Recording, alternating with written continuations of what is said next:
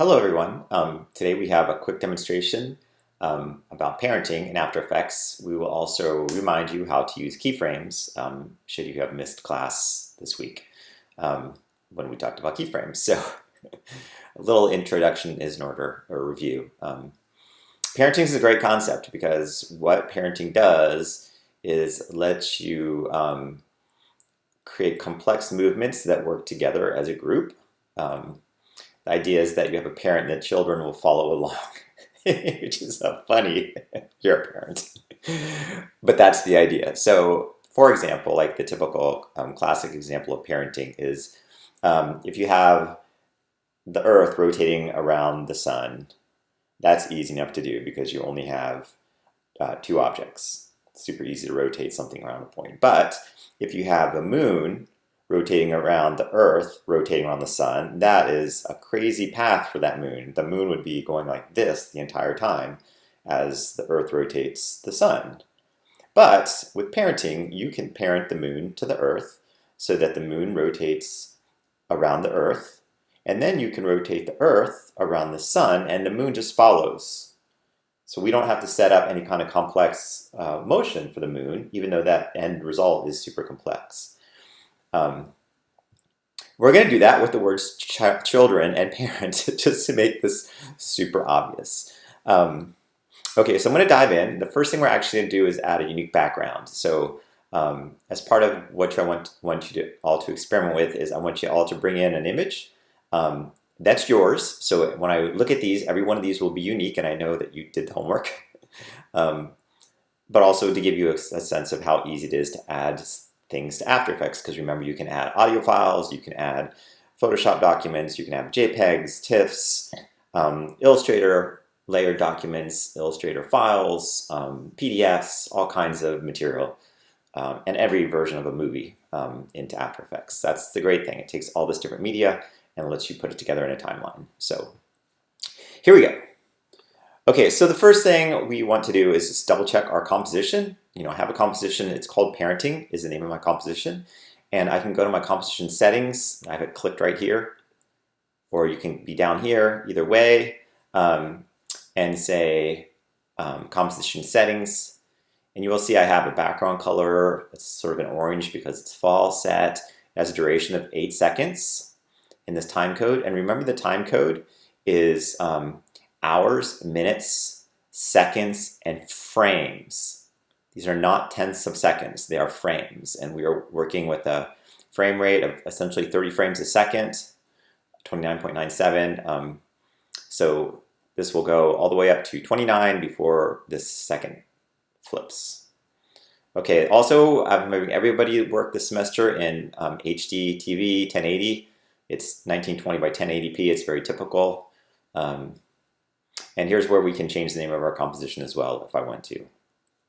So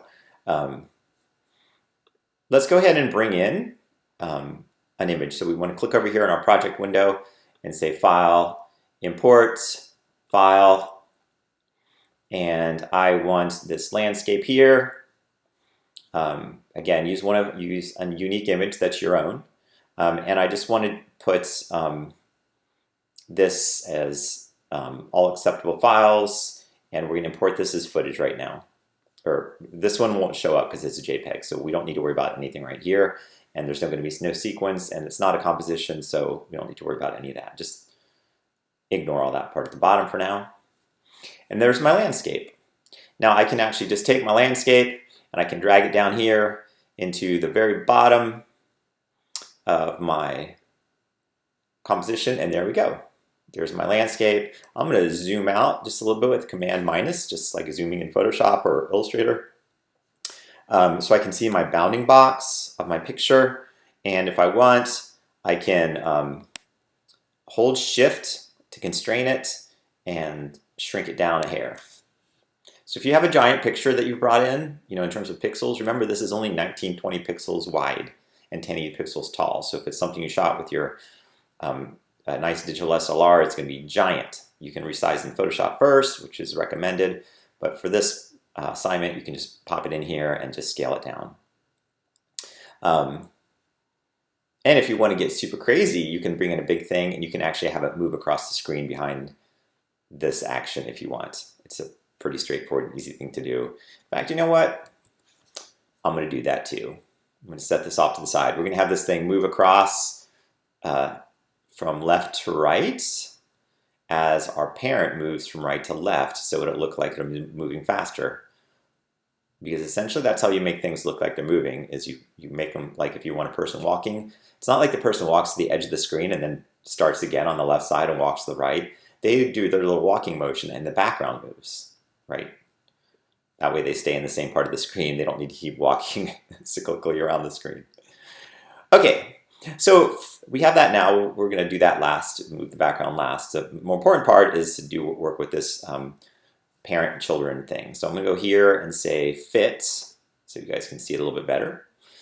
You should notice that real estate in After Effects is pretty hard to find because there's going to be a lot of layers here. Okay, so the keyframes, we do need to make ourselves a little bit more room here so we can see all of our layers. Okay, I already have the children parent thing set up, so you don't have to type all that in. You just need to open the parenting composition. But what I've done is the word parent is on one layer, so it's just one object. And if I want, I can hit my little twirly, my little down arrow, and you can see the basic transformation things. If you don't see those, just click that little twirly too. And you'll see that there's 5 basic transformations for everything. You have the anchor point, which you can reset, the position, which we're going to use a lot. We can scale it up to make it look like it's growing, or it almost can make it look like we're zooming in. We can rotate it and we can change the opacity so we can fade it in and out off the screen. Super handy. All right, now there's, and as you might want to guess, each one of these has a keyboard command that you can use, and for the most part, except for opacity, they all start with the first letter. So if I want to change the position, I can hit a P. So for example, if I have the word parent and I want to change the position, I just hit P on the keyboard and it brings up the position. Then I can hit P again and it'll go away. If I shift click a whole bunch of these things and I hit P, it will bring up the position for all of those, and I can set them all at the same time. That will make your life a lot easier with this homework. All right, so shift click and then hit P. The only one that's different on this, if you think about the opacity one, it does not start with O, it starts with T. So you can think of it as transparency. So T for transparency is opacity. All right, so hit T on the keyboard. Now After Effects should just go ahead and change that to transparency because it essentially means the same thing. Everybody knows that word. It seems my students understand transparency better than the word opacity. Okay. All right. So that was me hitting T on the keyboard. Okay, so the first thing you should do is, this is all time-based, so the big thing is trying to get used to the fact that this is, things look different on different parts of the screen. Okay, so I'm going to click down here so I don't have anything selected. We always want to pay attention to this blue line, okay, our current time indicator. And notice over here, here's our time code. So if I want to go to, so this is an 8-second composition, by the way. It's 8 seconds. And what should happen is in the middle, the children should hook up with the parent, and then the parent should do something to go off the screen, and the children should come along. And like I said, that's a complicated movement because I want you guys to add some rotation to the children, and if you want to even add some movement to the parent. So that's, a lot of pieces because every one of these letters for children is on its own layer. It'd be a lot of pieces to make happen independently and work with the word parent so it stacks up like this, because at some point it needs to stack up like this, but not at the beginning. So what that means is this was, a lot of moving things around to make this happen. So what I'm going to do is go straight to 4 seconds. So I'm going to put 4 period, which will take us to the 4-second marker. By the way, we can zoom in and out here. If you want to see all our timeline, we can zoom in, zoom out. So you can see we're at 4 seconds. Confirm over here. And what I'm going to do here is set an initial keyframe. All right, this will lock in the position for this. And all this is going to be, the only thing I'm really going to be using is parent, or as a position. But I might want to use rotation too. So knowing that, what I would do is anything I think I'm going to use, I'm going to set a keyframe for. I can always ignore that keyframe because keyframes work in pairs. So if I only had one, nothing's going to happen. If I only have one keyframe, it's going to hold the data for that position, but if there's no change anywhere else, there won't be any interpolation of keyframes or any dynamic change happening. So to put a keyframe in is super easy, and I'm going to actually shift-click all these and hit P for position, and then just click on the watch. Notice it clicked on all these stopwatches that were selected. And what that did, let's make sure I had all these guys because I don't see the, oh yeah, N is part of the word parent. So that one we don't need to worry about. I'm going to hit P again now. But notice what happened on our timeline. If I move away here, there is a blue diamond. That is a keyframe that's currently selected. All right, if I click over here, you can see now it's gray. It means it's not selected anymore, but it's still keyframe, so it's a diamond. All right, so nothing's going to happen with a single keyframe. All it did was store the values for the position in X and Y coordinates. All right, so those are the X and Y coordinates of each one of these. They all have a different X and Y coordinate because they all are in a different position. Right, all these different letters are in different positions, so they have unique position attributes. Okay, then what I can do is go over here. I'm just going to work with, oh, you know what? I want to go back to my keyframe for a second. So I'm going to hit this little arrow. It's going to go to the next keyframe. Because what I also wanted to do with these guys, so I meant to hit P again to do that, but you can always do this because I want to see them without having to scrub or anything. Okay. I also wanted to set a rotation keyframe, so I'm going to do the same thing, hit the little stopwatch, and lock in the rotation at 4 seconds, which it hasn't rotated right here, so it's no biggie. But that's how I want it to end up looking. Okay. Now we can jump to the beginning. And we can make these things do something independently. Like I can move these guys all off the screen, and probably I can do one at a time. Let's start with one at a time, just because that's usually how this works. So let's go with the C and hit the P thing. And then I can change these. You can drag this thing, or I can use X and Y here. I'm going to just take the X and move it this way and keep going. I can also put a number in there if I get tired of dragging it, and maybe move it down a little bit. So increase that Y value. The X and Y starts up here. So if you're increasing the Y value, it's going to start actually moving down towards the bottom, where 1080 should be the bottom value. If I go all the way down to 1080 or around there, oops, it should sit at the bottom of the screen, okay, because that's the height of my screen, 1080 pixels. Okay, so there's my keyframe, and notice it automatically put another blue diamond because it knows I'm at a different point in the timeline. It needs to be able to remember that value. And at this point, since I have a keyframe already established, anytime I go and change the position of something, and I can even do this, I can move this guy up. So now it does a little arch. So here's what happens. Over that period of 4 seconds, my C comes up there and hits that. Let's say I want it to rotate in there as well. Easy enough for me to do. I can click on this guy and hit R.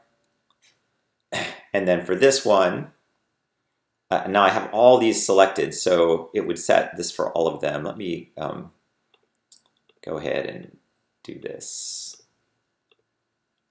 These guys again. By the way, there is a keyframe to close all, or there's a keyboard command to close all those as well. I'll leave that with you. I just forgot it there for a minute. I was going to do rotation. Okay, rotation. So let's add some rotation to this guy. We're going to have it rotate about 3 times, Jeff, not. And then I can put the number of degrees in, and the easiest thing for me to do watching the rotation is now I can see it fly up. Whee! And notice where it rotates. It rotates around that lower left point, because that is because I've just put down a letter form, that is where the initial rotation point was. I can change that if I want as well, but we don't need to worry about that right now. But there is a rotation tool up here. In this toolbar, we don't usually use these things much, but we have this pan behind thing that we can use to reset where the rotation is. I would want to do that at the beginning though, because now it would mess up all my stacking. Or would it? Let's see here. Nope, we're fine. We can change it now. Okay. So now notice it rotates around the center. It looks more natural. Okay, I should do that all. I wonder if I can do it all with all those guys at the same time. All right, let's just do the rest, but I'm going to do these all at the same time just to make things quicker and easier. So I'm going to go all the way from H to E and hit P and move these all off the screen. Let's see if it'll let me move it. Oh, I got the wrong tool now. And I'll make those little lines. I'm going to put them all down here somewhere. And again, oops, look what I did. I wasn't paying attention where my playhead line indicator was when I was scrubbing, and I started to make a new keyframe, and I wanted to do this at the beginning. So always pay attention to this number. It's super critical. I'm glad I did that by mistake, because you will too. I do it all the time. There's a lot to pay attention to with this program. All right, so but this is the most important thing. All right, so when the C looks really good, let's do the rest of them now. Okay, so now we still have all these guys selected, and we've got this timeline indicator at the beginning. Now I can move them off the screen, and we'll set my initial keyframe. And at this point too, I'm going to hit P again, get rid of those guys, and then hit R for rotation, and then we'll have these all rotate 4 times. And I'm just going to guess on the degrees of where I want to start. And you know what, for fun, I'm going to see if we can actually reset all. I don't think we'll be able to do this, but we'll use this pan behind and see if I can reset this, and we'll do all of them. Nope, it just does the one. Oh well, that's okay. You guys don't need to worry about resetting the inner point, but at some point there might be a quiz where that tool will come in handy. So please make a note of it, that you can reset the rotation point with the pan behind tool, this guy right here. Okay, so we see them all flying in there, and it's all working. So now here's the question. When it gets to hit let's go ahead and collapse all these guys again before I mess anything up. Okay. When it gets to 4 seconds, see, my C does do a little, I think I have an extra thing in my C. I must not have been paying, look at that. See how there's an extra keyframe there? Because I wasn't paying attention. I'm going to delete that. I'm just hitting delete on the keyboard. Okay, so, and then here, I got my position a little bit out of whack because I changed the central point of it, and that's what probably did it. So if I want to, I can go back to my keyframe at 4 seconds and go to my position thing, and it looks like I need to move it over to the right a little bit, so that's the X value. And it looks like I need to move it up a little bit too, which is the Y value. So I've just changed that keyframe. I haven't added another one. I've just modified the properties of this keyframe. Okay, because I was on top of a keyframe already. If I would have done that thing over here, it would have added another keyframe because it would need a place to store that data. Okay, now here's the thing. What if I want to, I'm going to do something and then undo it. What if I want to use the word parent and I want to move the word parent off the screen at this point? Let's make sure we're at 4 seconds again. So I'm going to hit 4 period. Okay, so and I take the word parent, and I go to my position, and I set a keyframe, and I move it. So let's move it straight across the screen. So that's X. Oh no, but all my children aren't coming along. Well, I don't want to redo all my keyframes, right? Plus, like I said, it would be impossible to have all that rotation stuff happening and have those letters land in a stack on the word parent and then move them all off with the word stacked up. That would be very difficult. So I'm going to hit undo. And if I undo, if I click this little guy, it will take out all the keyframes. So be careful. If you click the watch a second time, it'll take out all the keyframes. But you can also delete keyframes by hitting the icon I just did. So here's where we want to parent, to use the strategy of parenting and hook up the word children to the word parent. Okay? And it's super easy, that part. The hardest part is just understanding the concept. So we have the word parent, and we want all these letters, the children letters, to hook up to it. So what we need to do is turn on our parenting. So first of all, look at all this data right here. You know, they have in and out points and a bunch of stuff, and we'll talk about all these. The modes, I'm just going to show you now. The modes, let's look for the word parent, are very similar to what you're used to seeing in Photoshop. So if I set that to lighten, we're not going to actually see that word very much, but there are some things that you might see. So you can sort of see the letters really faintly. It's black type, so nothing is really going to work that great. Fortunately, unlike Photoshop, it doesn't work quite the same way. Okay, so, but we don't want these guys. I'm going to put this back to normal. I just wanted you to know that they were there. But if you click this, you can see all these other kinds of switches. We will use these in a second. And there's other things we can look at in this. So for example, I don't need to see my in-out points. So I'm going to click hide this. I'm right-clicking or control-clicking and going hide this, and I'm going to hide this. I don't need any of that. And in fact, I don't need this either. But what I do want is to click here. And I can be in either one of these guys. Under toggle switches modes, it doesn't matter which one. All I need to do is control click in this area up here, not right on the track mat, but in that tiny little area here, which is empty, and go to columns and say I want parents and link. So control click, columns, parent and link.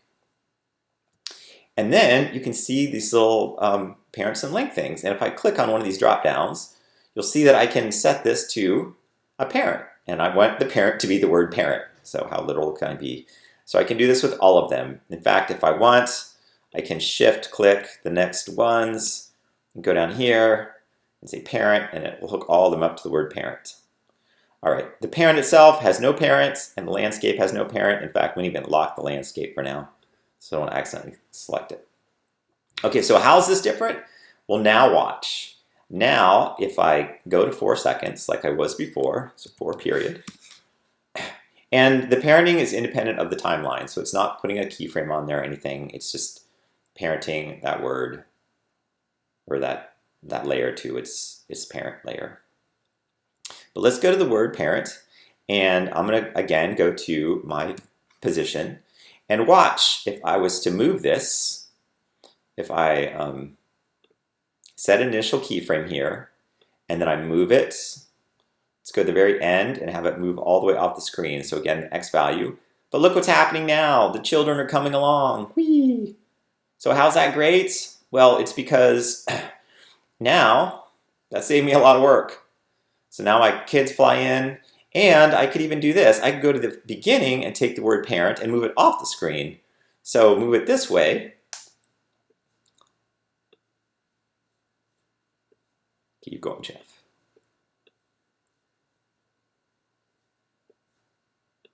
And it's going to come in, and those guys are still going to do their own little thing. And right there at 4 seconds, they're all going to land together and go off the screen together. And I could even do more complicated things with the word parent. Like maybe I want it to start up a little bit when it's off the screen. So go to my Y value and move it up. This y value is 936. Let's just do something simple like 900, because that's easy to remember. And then it comes down, and what I want it to do is like not come down on an arc like that, but right before it hits here, when the kids land on it, I want it to start sinking pretty quickly as the kids land on it, because carrying all those children should be pretty hard. So I'm just going to go ahead and put 900 in here. So at this point, it comes across, straight across, and then boom, the kids land on it and it falls down. But what I should do, that's pretty intense of a motion there. So what I'll do is modify this guy just a wee bit. Take this little handle. See, there's a little handle. It might be hard to see. Let me blow this up. It's hard for me to see. And guess what? You can get your little hand. Oh, I got the wrong tool again. We're going to keep this guy straight. And then, is this the handle? It's background. Might have been the wrong background. Oh, there it is.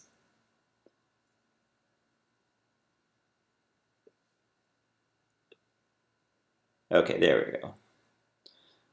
I'm making my Bezier curve, so now if you can tell, this might be hard to see on your screen, but it comes along this way, and then instead of going straight down, like at a hard angle, it goes whoosh. There's some bends in here. So it'll be easier to see when it goes like that. So a little softer.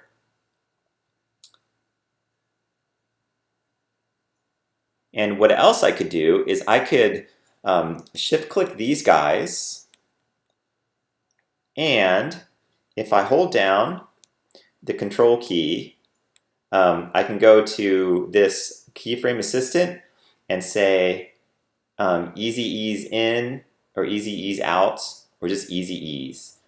I'm going to pick easy ease, and what that'll do, it changes the shape of my keyframes into these hourglasses, and that way the motion will be a little smoother because it'll speed up and slow down as it comes into the keyframes. And then I'm going to do one final thing to this guy. So by the way, we can go to the beginning and I can hit my space bar and it'll play it. Boom! Oh, heavy. All right, so at this point, we're not talking about the principles of animation yet or anything, so that'll have to do. I just want you to get familiar with these two concepts of keyframing and parenting. Okay.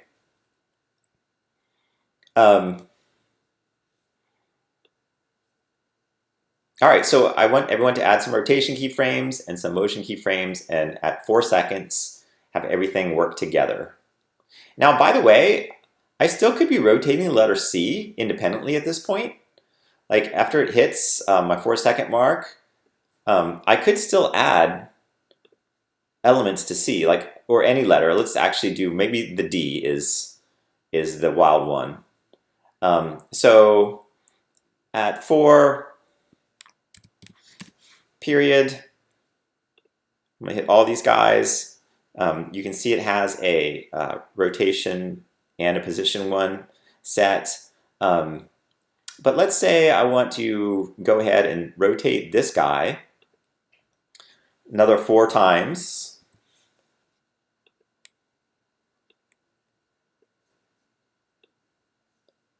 Now we'll have to set another one at the end here.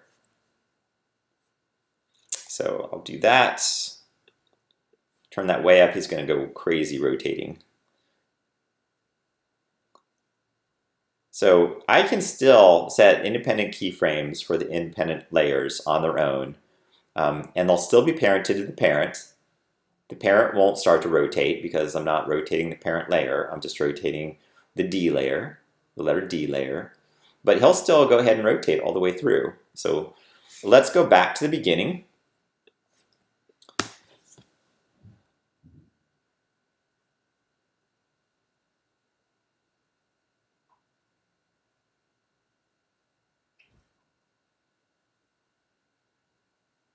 Okay, and you're probably thinking, that happens pretty slow, and it does. I'm giving you some space to work, but how would you speed that up? Well, you'd have to move the keyframes closer together. That happens over 4 seconds, which in motion graphics is a horribly long time.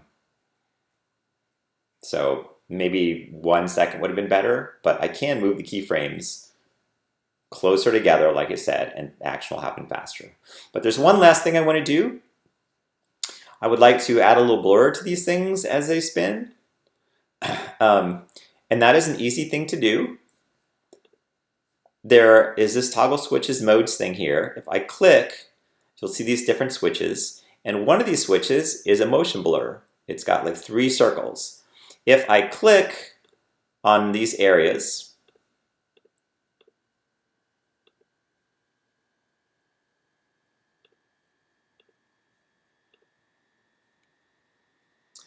what happens, let's blow this guy up to fit so you guys can see it better, is if it looks like the letters have gotten a little blurry, it's because they have. That is what this does. It turns on a motion blur for us, so that happens. Also notice I have it enabled right here, by the way. This is very important. So look how it's sharp, and if I enable it, they look a little more blurry as they move, and the blurriness increases as the speed increases. So the D looks super blurry as it spins at the end there, because that spins so many times. All right, I could also modify my keyframes as well if I decide these guys should be spinning more, because they're not spinning very fast. So easy enough, I should go to my 4 seconds.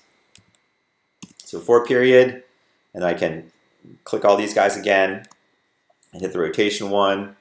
And I had an initial one of 0 there. I started with the rotation thing, but I can turn this guy up. And I'm just going to scrub through. And there, we're going to rotate a lot now. Oh, look at him go. In fact, you know what? Let's go back to that keyframe with this arrow. I'm going to crank this guy up to like 66. No, 100 or something. 100 times. Okay. Now, a lot of that's going to happen off the screen, but let's go ahead and watch.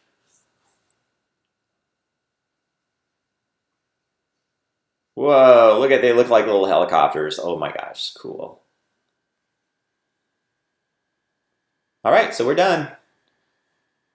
We should save this and render it. Okay, here's the last thing. Don't turn in your After Effects file, because it would ask when you where are your background images, and because remember you should put a background picture or movie, or you can put a movie in or a picture.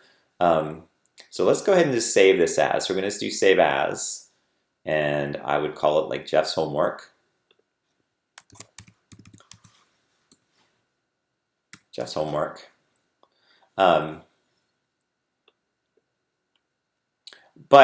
don't turn in your AEP file. It stands for After Effects Project. Don't turn that in.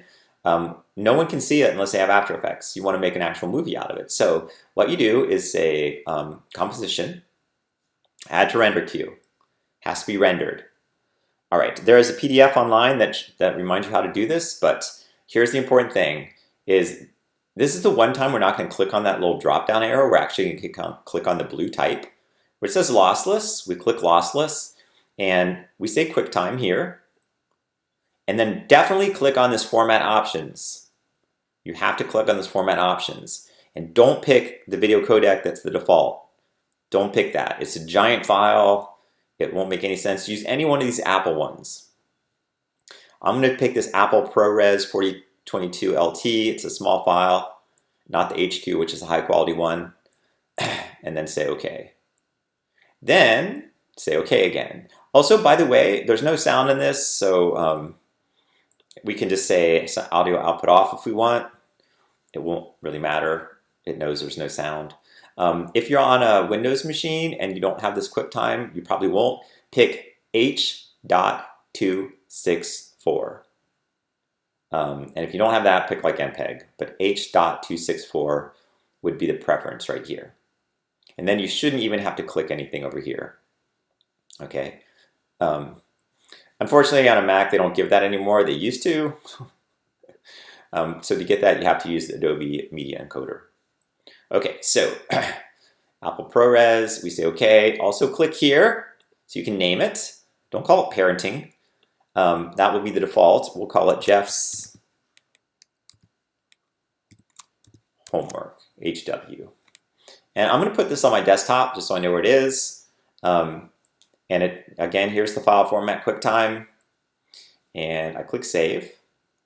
So now it's called Jeff's homework. And more importantly, I know where it's going to be saved because so many people ignore this and then they don't know where their movie went.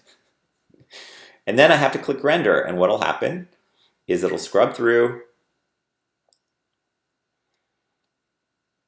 and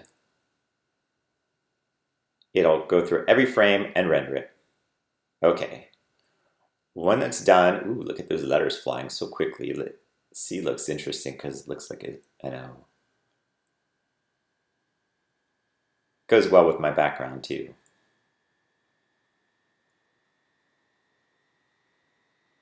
All right. It is done. And by the way, don't get confused. Your composition is not gone. It is right here.